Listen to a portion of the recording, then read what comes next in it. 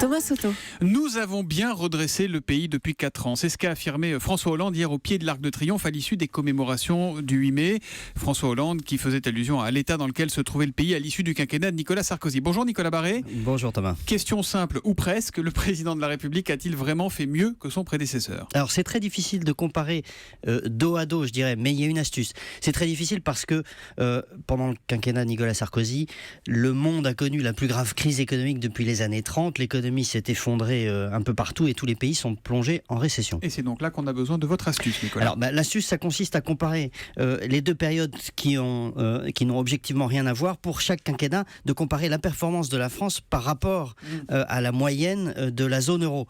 C'est ce qu'a fait d'ailleurs le site internet Atlantico et c'est très instructif. Vous prenez le chômage par exemple, il a augmenté de 1,6 points pendant le quinquennat de Nicolas Sarkozy, mais il s'est envolé de 3,7 points dans la zone euro. Donc là, la France a fait mieux que la moyenne, ou moins pire si on veut. Sous François Hollande, le chômage n'a augmenté que de 0,3 points, donc beaucoup moins que sous Sarkozy en valeur absolue.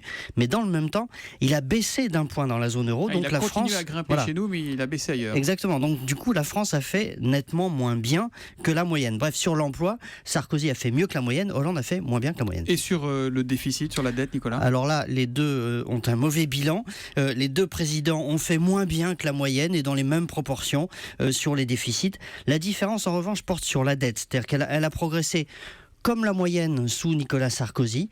En revanche, elle a progressé plus que la moyenne sous François Hollande. Grosso modo, depuis 2012, les pays européens ont réussi à stabiliser leur dette, alors que chez nous, elle a continué à progresser. Ça, c'est un mauvais point pour François Hollande. Mais au final, je dirais qu'aucun des deux présidents n'est parvenu à surmonter cette malédiction française qui fait que nos comptes publics continuent à se dégrader. Et au fond, ce qui frappe chez l'un comme chez l'autre, c'est finalement l'absence de réformes de vraiment grande envergure, susceptibles d'inverser cette tendance de fond. Pas de vraie réforme de l'État, pas de vraie réforme de la fonction publique, pas de vraie réforme territoriale non plus.